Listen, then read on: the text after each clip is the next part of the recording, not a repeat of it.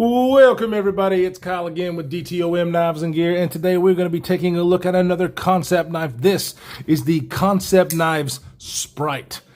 Looks familiar, huh? Stay tuned. Welcome back everybody. Alright, today we are going to be taking a look at the Kancept Knives Sprite. This knife was provided to the channel by the Kancept Pass Around group started by my good friend, The Knife Dude.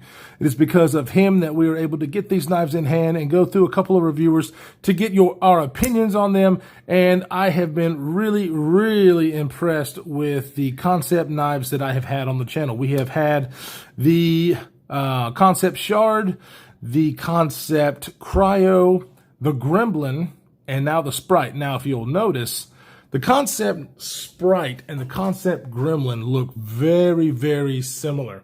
This one is the Sprite, and it is the much larger version than the Gremlin. If you look at my review on the Gremlin, you'll notice that it's a great knife, but it was very small compared to what I like. This one fits my hand like a glove. I've got very large hands, and so this one is definitely more in my wheelhouse. This one has the same wonderful fit and finish and materials. It is a titanium frame lock with a lock bar insert with S35 VN steel, beautifully light tumbled blade that is on this thing, so almost like a polished tumble.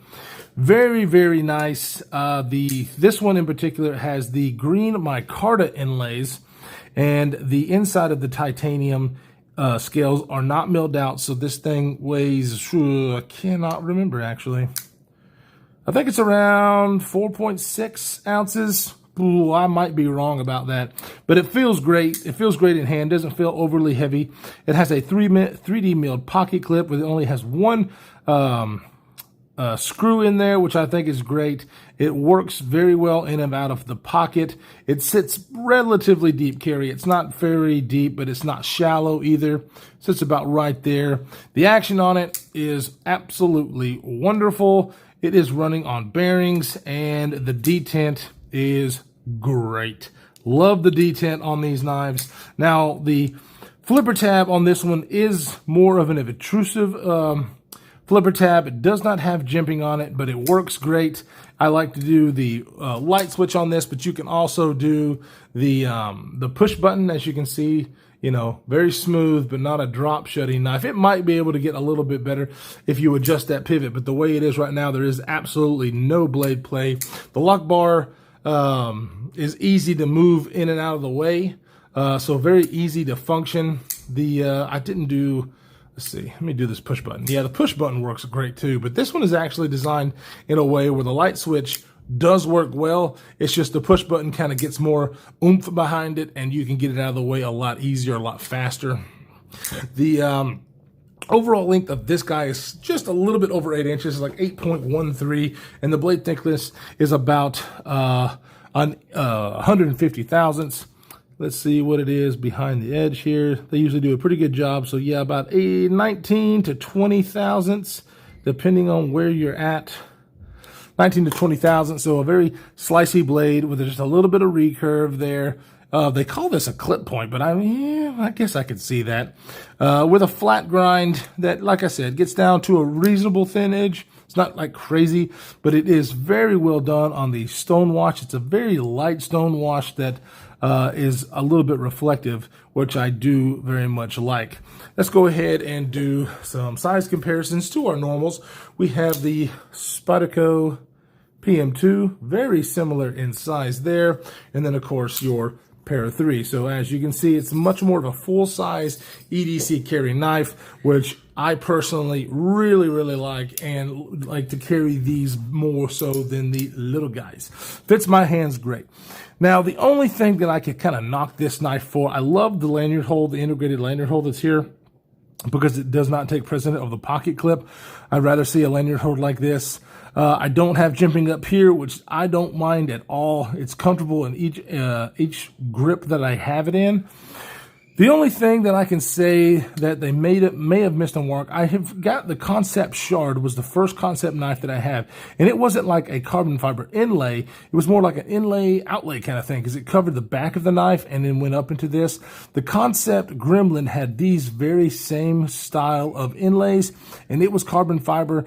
It was done very, very well. This one, however, is just a little bit, you have a little bit of mismatch. You can definitely feel the transition on these inlays where they sit a little bit proud of the titanium. It's not a huge deal. It's just something that I did not see on the other Kancept knives that I have handled. So it's just a little bit proud, and that's just, just a fit and finish thing that I think could be, corrected in the future.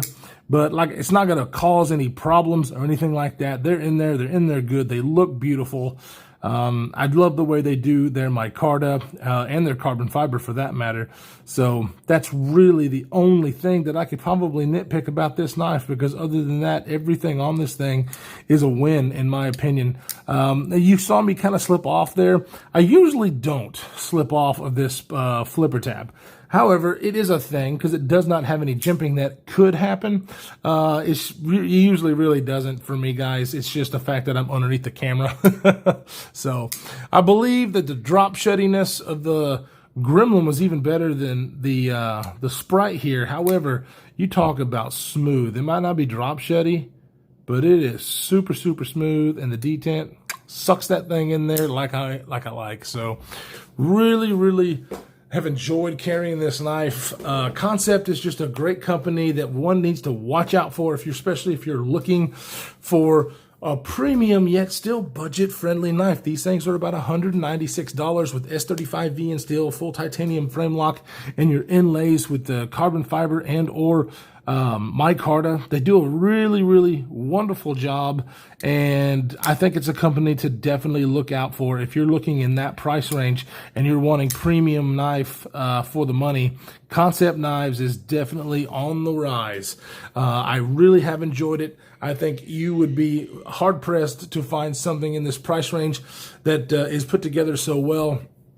There's plenty of knife companies out there, guys, but because of some of the groups out here, I've been able to handle these, and they're nearly flawless most of the time. This one has a little bit of fit and finish, but this was the first one that I found that, and it's very nitpicky, especially for the price point. I mean, I really shouldn't expect that this guy just be absolutely dreamy, just badass clean. You know what I'm saying?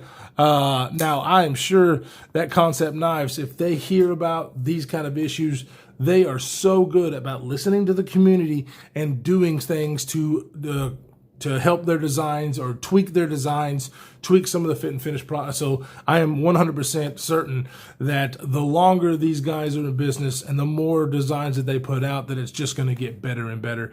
So guys, I really appreciate you stopping by. Thank you, Mr. Knife Dude and Kancept, for sending this to the pass around group so we can check these things out. You guys are awesome. Knife Dude, you are the man. I look forward to seeing more designs from Kancept Knife in the future. They're awesome little logo there, golly, and their packaging too. I usually bring out the box with their packaging, but you guys have seen that. Their packaging is so sweet.